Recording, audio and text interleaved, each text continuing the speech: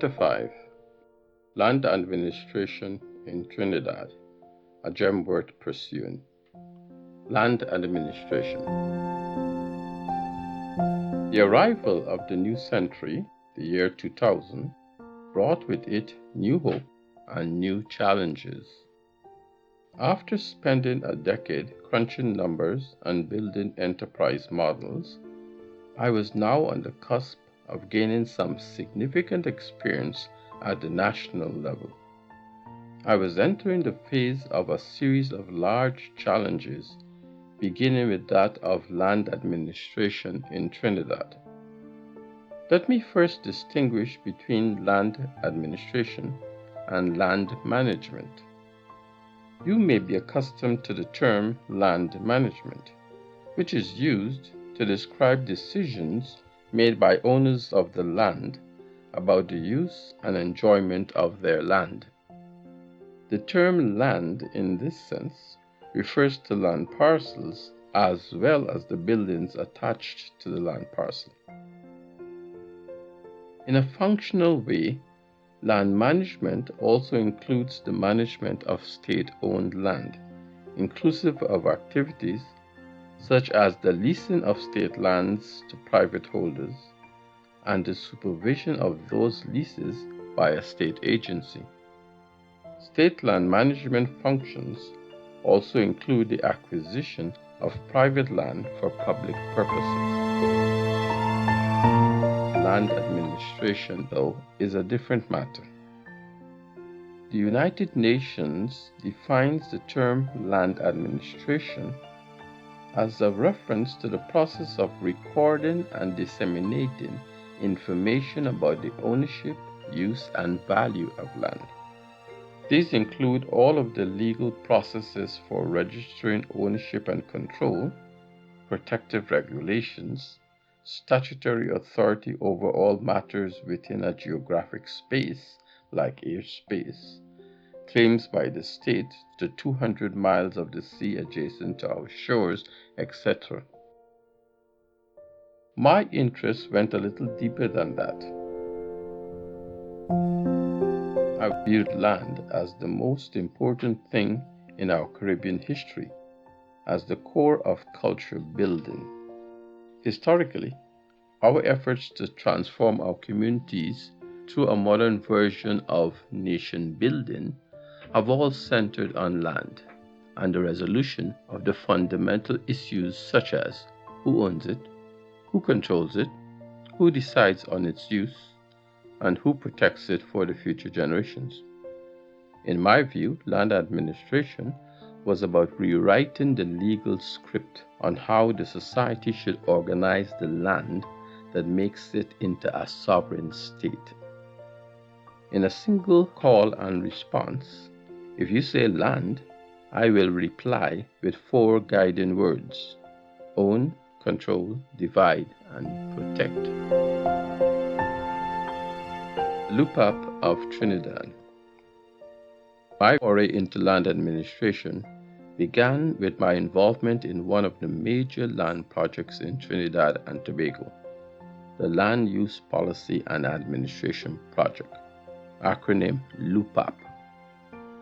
LUPAP was a multi-million-dollar project negotiated by the Land Tenure Center of the University of Wisconsin-Madison and led by J David Stanfield. When I was in college in Miami University, the biggest political issue in Latin America was called land reform.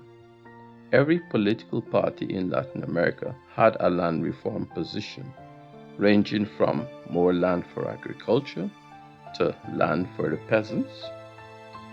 Using the term land reform always seemed to raise the tension between those who owned it and those who used it.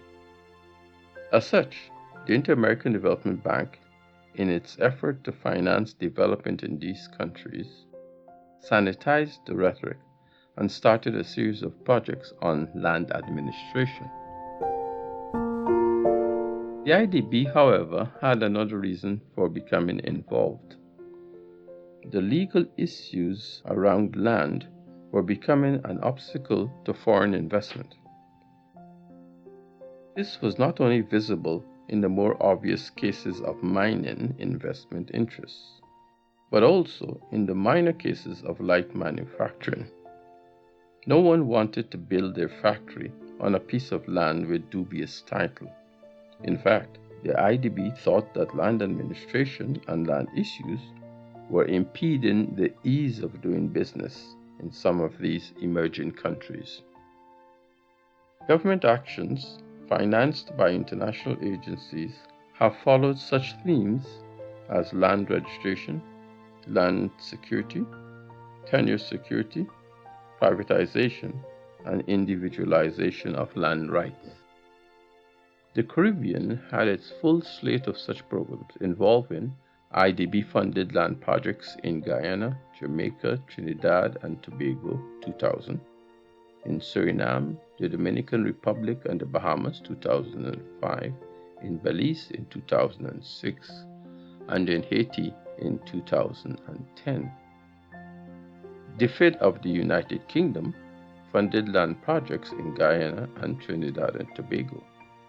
CEDA of Canada was involved in land in Jamaica. Denmark provided assistance to Belize, and Holland's work was with Suriname and Trinidad and Tobago. Coordinating LUPAP had played a part in assisting the Land Tenure Center of the University of Wisconsin-Madison in a series of preliminary studies on tenure and land ownership in Trinidad. These studies were the forerunner to a much larger and comprehensive project on land administration. When I tell you this project was big, believe me, it was really big. The project utilized 26 consultants from 5 institutions: the Land Tenure Center of the University of Wisconsin, Terra Institute of the USA, the Center for Urban Development Studies of Harvard University, Ordnance Survey of the United Kingdom, and ACT Limited of Trinidad and Tobago. The project examined all aspects of land administration in 3 categories: state land management, land use planning, and survey regulations. It included a Tobago development plan, which essentially provided a socio-economic framework to guide the process of transforming Tobago into a competitively viable economy and society. As the coordinator of this project, I enjoyed the privilege of reading all documents produced by each consultant and presenting them to a project management team constituted by government. To make a convincing argument, I had to become very well informed of the full scope of information contained within each report. Soon, my docket was filled with substantive reports relating to developing an integrated physical structure plan, as well as social and economic plans. This project lasted 2 years, 1999 to 2001.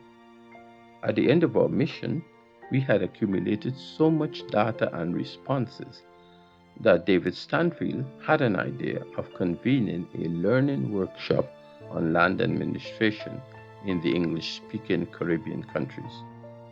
I immediately took on the task of convening such a workshop. First Learning Workshop on Land Administration, 2003. The Learning Workshop on Land Policy, Administration and Management in the English-speaking Caribbean involved 50 professionals from the public sector in 13 CARICOM states. An additional 28 persons representing the private sector, civil society, regional universities, and regional and international institutions were invited. This was also a big event and the first of its kind in our region. The purpose of the gathering was to consider in depth the institutional, legislative, social, and environmental challenges facing the Caribbean in the administration and management of its land resources. The conference boasted of very good sponsorship, including the following: the Ministry of Agriculture, Land and Marine Resources, the Inter-American Development Bank, the United States Agency for International Development, USAID, and the Department for International Development, DFID, of the United Kingdom. 5 of the islands invited had no formal compilation of their land administration regime. I undertook a tour of duty to visit with the relevant officials in these territories and to write the position papers on land administration in Antigua and Barbuda, St. Kitts Nevis, Dominica, St. Vincent and the Grenadines, and Grenada and Carriacou. The discussion sessions were very broad and included topics like land markets and development, social equity and access to land, environmental and sustainable land issues, educating and training in land administration and management. This 3-day workshop was held in the Trinidad Hilton Hotel between March 19th and 21 of 2003. My daughter Lindy even organized 2 of her high school friends, Ayana Gift and Brent Fingal, to act as floor monitors. Most of the delegates were housed in the Hilton Hotel itself. I delivered the framework address. How successful was this workshop? We did not have the funds nor the time to conduct a follow-up research intent on evaluating how many land officials had returned to their territory with a more pointed perspective of their role. Most of the issues we discussed in the working groups still remain unresolved in a meaningful way even today. From that perspective, we may not claim victory as yet. In the final summary remarks given by David Stanfield and myself, we both congratulated the participants for giving credence by their active participation to the desire for the Caribbean to regard land as a scarce resource which needs to be appropriately administered, sustainably managed, and equitably distributed. For myself, I continue to regard the LUPAP as a gift that just kept on giving. From this learning pad, I was invited to participate in land administration projects in the Bahamas and Ghana. I won bids to consult on issues of crown land disposition in the Bahamas and the Turks and Caicos Islands. I led teams of experts to design the Integrated Development Plan for Dominica and the EU Country Assistance Program for Belize. LUPAP empowered me to bring a level of scholarship to land administration that was not only alive and alert, but more importantly, discriminating in its perspective.